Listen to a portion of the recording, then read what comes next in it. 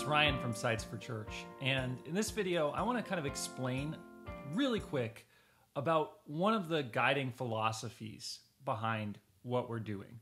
Our goal is to get a website, to give affordable websites to as many small churches as we possibly can.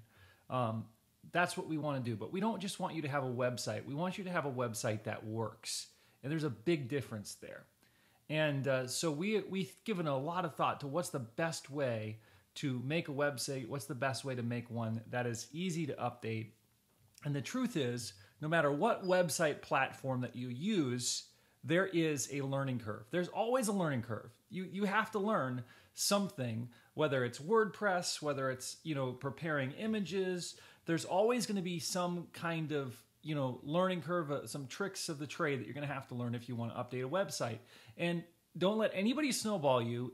It's work. There's work involved. It's a task that has to be done. So I wanted to give you sort of one of the main things that guides the process of how we put this together. And I have something here. I have a box of gadgets. Now, I just went and got this out of our kitchen.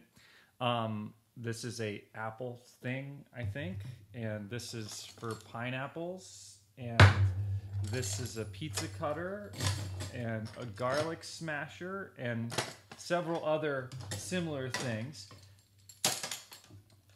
And you might ask, why in the world are you showing me a box of kitchen gadgets? What's the point? Well, the point is, I almost never use anything in this box.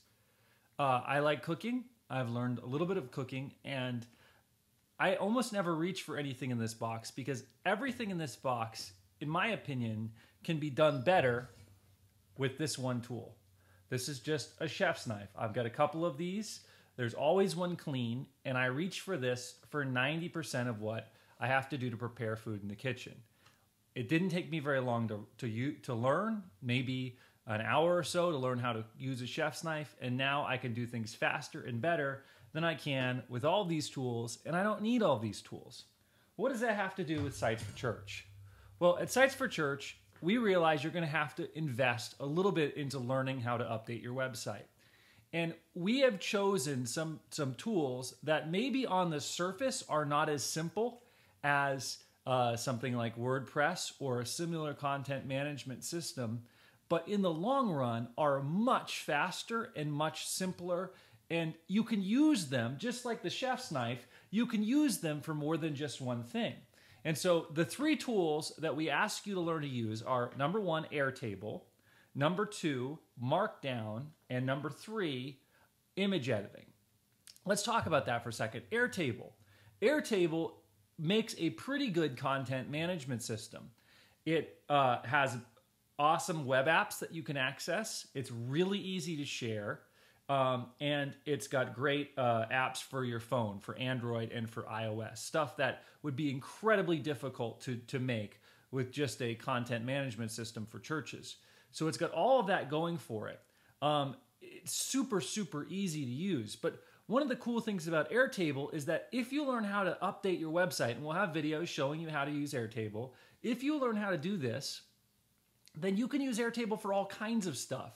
For instance, we use Airtable at our church for our prayer request, and they help us keep our prayer request very organized. We use it for signing people up for new events. There's all kinds of uses for Airtable. We use it to keep track of the people in our church.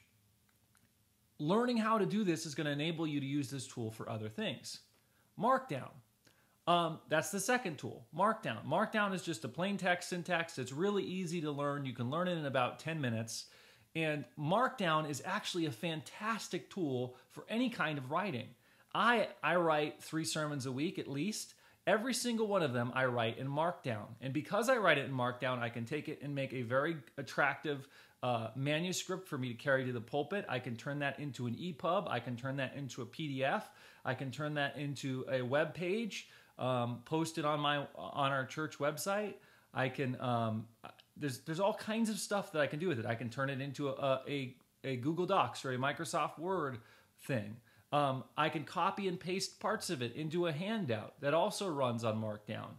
We even use Markdown slides in our church. Our slides are based on Markdown. Markdown's just a simple tool. It's a chef knife tool, but once you learn how to use it, it's going to help you in a big way. And then image editing. We link in our post to something called Canva, and we use a similar size. Almost everything on the website is 16 by 9 or 1920 by 1080 pixels. All the pictures are that way. It's set up that way for a reason. And Canva is just really, really easy web app to do image editing in, okay? Well, if you learn how to use Canva to do your featured images for the website, then you can use Canva to make custom slides for upcoming events like we do in our church. You can use Canva to make special slides for series, and there'll be videos coming out on our blog to show you how to do all of this. And later on, I'm going to show you some more advanced tools besides Canva. I think Canva will cover 99% of your needs, but I'm going to show you a tool called Affinity Designer that you can purchase if you like for either the Mac or Windows. And Affinity Designer just is going to open up all kinds of possibilities for image editing. But again, image editing is not something that just has to be done for the website. Image editing is something that's going to be all over your ministry. You're going to be able to use it to make signs and banners. And the other day we had to march in a parade and we didn't have the float done in time.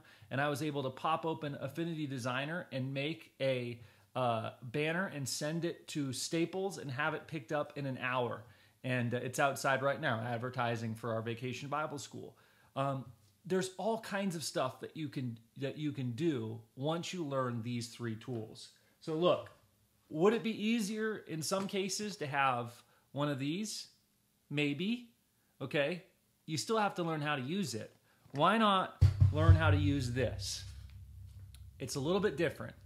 But we think it makes a whole lot of sense, and we think it's going to go a long way towards your website being something that's easy to update and actually gets updated over the course of time.